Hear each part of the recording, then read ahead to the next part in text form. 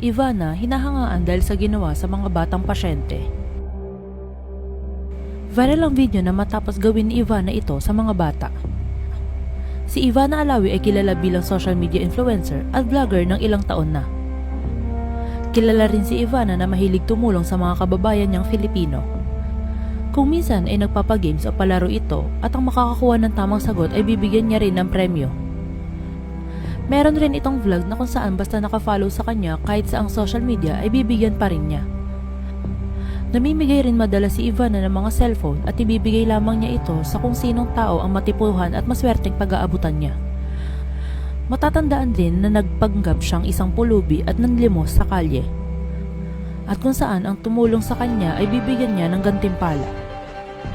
Ilan lamang ito sa mga viral na vlogs ni Ivana na talaga namang makikita ang kanyang bukal sa puso upang tumulong. At makikita rin kung gaano kaganda ang kanyang puso. At ngayon ay hindi pagpaprank o katatawanan ng content ng kanyang video na in-upload nito sa kanyang YouTube channel.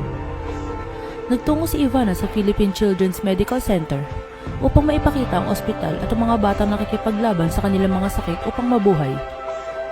Nilapitan ni Ivana ang ilan sa mga bata dito upang kamustahin, yakapin at bigyan ng pag-asa. Higit sa lahat, binigyan ni Ivana ng tig 50,000 ang mga batang ito upang makatulong sa kanilang pinansyal na gastusin.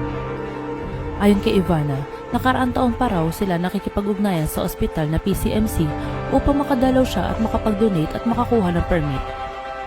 At ngayon lamang sila nabigyan ng pagkakataon.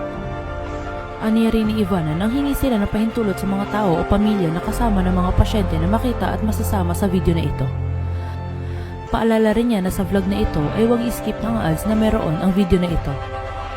Upang ang malikom nilang pera sa kanilang mga sponsors ay i-donate pa ni Ivana sa PCMC. Hinangaan naman ng netizen si Ivana sa ginawa niyang ito at talagang napuno ng papuri ang mga komento.